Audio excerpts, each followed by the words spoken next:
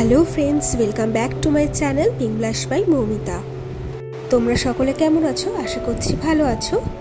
আমিও ভীষণ ভালো আছি। জানো বন্ধুরা, কদিন খুব মন খারাপ হচ্ছিল, কারণ আগেরবার রসগোল্লা উৎসবে আমরা ছিলাম পুরীতে, প্রভুর দর্শন করতে গিয়েছিলাম। কারণ এই সময়টা তো প্রভু বাইরে থাকেন, মানে শ্রীমন্দিরের বাইরে দর্শনটা খুব ভালো হয়, তাই গিয়েছিলাম। তবে এবছর আর যাওয়া হচ্ছে না, তাই একটু মনটা ভারাক্রান্ত ছিল। তারপর ভাবলাম ঠিক আছে, নাইবা যাওয়া হলো পুরী। আমার বাড়ি থেকে খানিকটা দূরেই তো রয়েছে বেলঘরিয়া রথতলা, যেখানে অনেকটাই পুরীর আদলে রথ হয়। সেখানেও আলাদা আলাদা 3টে রথ হয় 3 জনের জন্য। আর প্রতি বছরই কিন্তু এখানে রথের কাঠামো বদল হয়, ঠিক যেমন পুরীতে হয়। এখানেও রয়েছে আনন্দবাজার, ভোগের ঘর, আরও অনেক কিছু। পুরো ভিডিওটা দেখো, আমি যেটুকুনি জানি সেটুকুনি তোমাদের সাথেও শেয়ার করব। আশা করি ভালো লাগবে। তাহলে যখন তোমরা আসবে, তোমরা চলে আসবে বেলঘরিয়া রথতলা, কামারহাটি পৌরসভা। এটা কিন্তু একদম ল্যান্ডমার্ক। পৌরসভার পাশেই দেখো তৈরি হচ্ছে প্রভুর রথ। এই সময় কিন্তু পুরীতেও এইভাবেই রথ তৈরি হয় প্রতি বছর। আমি একটু দেরি করে এসেছি, আর একটু আগে আসলে আরও হয়তো অনেকটা আগে থেকেই তোমাদের দেখাতে পারতাম। যাই হোক, দেরিতে এসেছি তো কী হয়েছে, এখনও তো পুরোটা কমপ্লিট হয়নি। তাহলে চলো আমরা প্রত্যেকটা রথ দেখি আর তোমাদেরকেও দেখাই। প্রথমেই আমরা যে রথটি দেখতে পাচ্ছি, এটি হচ্ছে জগন্নাথ মহাপ্রভুর রথ। এটির নাম হচ্ছে নন্দীঘোষ। এটার উচ্চতা 3টে রথের মধ্যে সর্বোচ্চ। এটির উচ্চতা 30 ফুট, 16 চাকা বিশিষ্ট। কি অপূর্ব কারিগরি! একদম পুরীর রথের মতনই কারিগরি করা হয়েছে।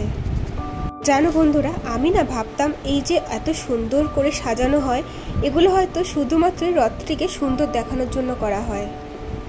তারপরে আমি যত প্রভুকে জানার চেষ্টা করেছি আর জানতে পেরেছি, বুঝতে পেরেছি, প্রত্যেকটা কারিগরির মধ্যেই রয়েছে প্রভুর লীলা। ইচ্ছা করলেই একটা ফুল বা একটা গাছ এঁকে দেওয়া বা ফুটিয়ে তোলা যায় না।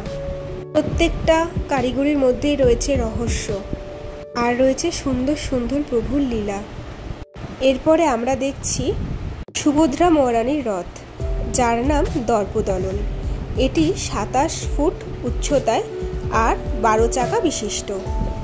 তোমরা কারা কারা রথতলায় রথ দেখতে গেছো বা রথের দিন যাচ্ছ আমায় কিন্তু জানিও। রথের দিন তো আমার পক্ষে সম্ভব নয় যাওয়া, তার কারণ তোমরা জানো আমার বাড়িতেও প্রভু রয়েছেন, তারও পুজোর জোগাড় করতে হবে। আর পরে যখন প্রভু বাইরে থাকবেন, একদম পুরীর মতন এখানেও প্রভু বাইরে থাকেন, তখন আবার একবার ইচ্ছা আছে যাওয়ার। তো যাই হোক, এখন আমরা যে রথটা দেখছি তার নাম তালধ্বজ, বলরাম দেবের রথ। আর এই বলরাম দেবের রথ কিন্তু 29 ফুট 14 চাকা বিশিষ্ট। আমি জানি না আমি ক্যামেরাতে কতটা ধরে রাখতে পারলাম আর কতটাই তোমাদের বোঝাতে পারলাম, তবে সামনে থেকে না দেখলে এর সুন্দর বা এর উচ্চতা কোনোটাই বোঝা যাবে না। তাই হাতে সময় থাকলে আর বাড়ির কাছাকাছি থাকলে পুরী যেতে যদি না পারো, আর তার জন্য যদি আমারই মতন মন খারাপ হয় তোমাদের, একবার পারলে বেলঘরিয়া রথতলায় ঘুরে এসো। চলো এইবার আমরা যাব হচ্ছে প্রভুর মন্দিরে। ঢোকার আগেই একজন আমাকে বলে দিয়েছেন যে এখন প্রভুর দর্শন করা যাবে না, কারণ আমরা সকলেই জানি এখন প্রভু জললীলা করেন। প্রভু একদম সোজা রথের দিন রথে চড়ে তার সকল ভক্তদের কাছে গিয়ে দর্শন দেন। সব রথের ঘোড়া যেমন সামনে থাকে তেমন তৈরি হয়েছে।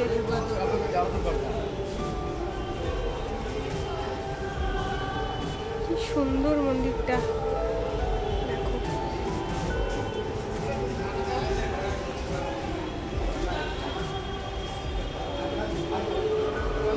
দেখো। সব সাজে সাজে রথ সাজানো চলছে।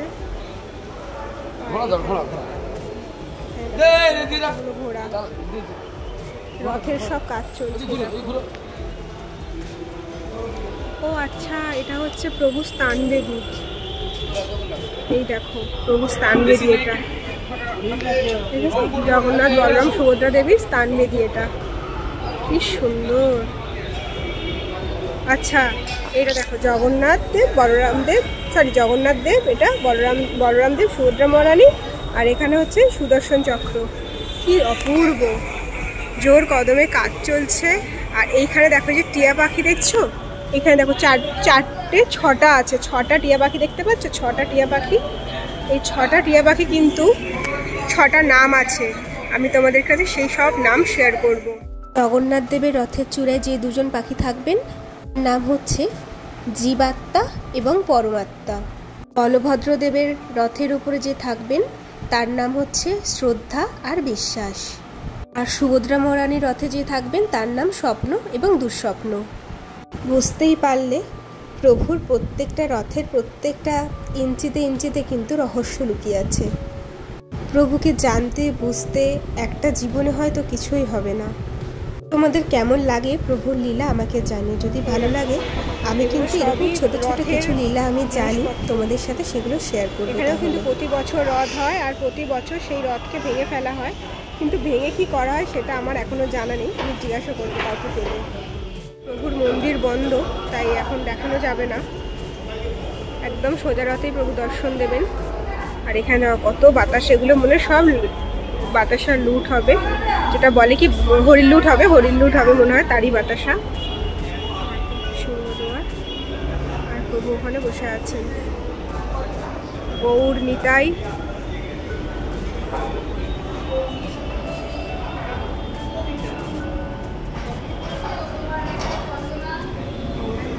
এখানেও দেখো আনন্দবাজার ভোগের ঘর আছে,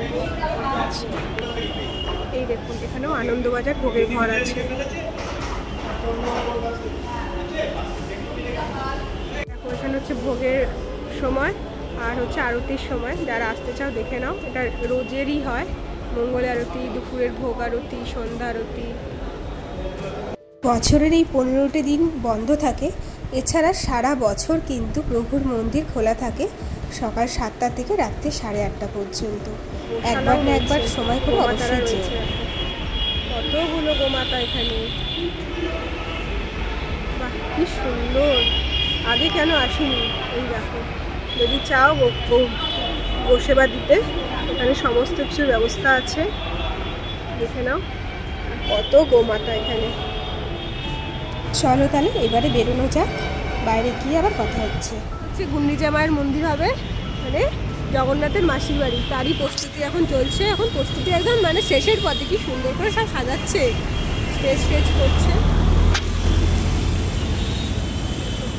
এখানে জগন্নাথ দেবের মাসির বাড়ি হবে।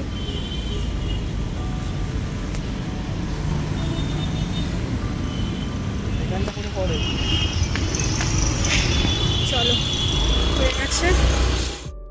ভাবলাম যাওয়ার পথে তোমাদেরকে আর একবার 3টে রথ পাশাপাশি দেখিয়ে দিই। সামনে থেকে তো এইভাবে দেখানো সম্ভব নয়, দূর থেকে দেখাচ্ছি। এখনও কমপ্লিট হয়নি, কমপ্লিট হয়ে গেলে তখন কিন্তু খুব সুন্দর লাগবে দেখতে, তা এখনই বোঝা যাচ্ছে। তাহলে চলো পরিবেশ দেখতে দেখতে এবার বাড়ি ফেরা যাক। তোমাদের কেমন লাগলো ভিডিওটা অবশ্যই কমেন্ট করে জানিও, ভালো লাগলে লাইক করতে ভুলো না।